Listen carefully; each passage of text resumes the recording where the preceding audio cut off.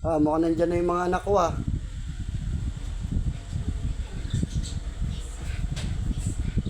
Kamusta yung school?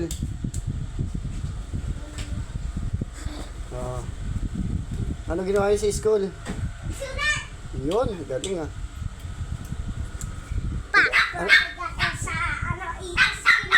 Ano? Tara nga dito. Perfect ka?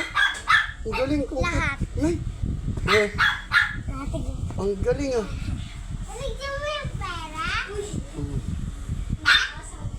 Tignan nga natin yung pinagmamalaki ng anak ko. Anong plus? Hindi yung plus.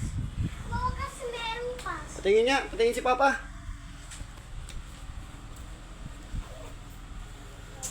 Ikaw nagsulat ka lang. Very good ah. Ito sa akin. Ay. Oo nga, totoo nga. 5/5.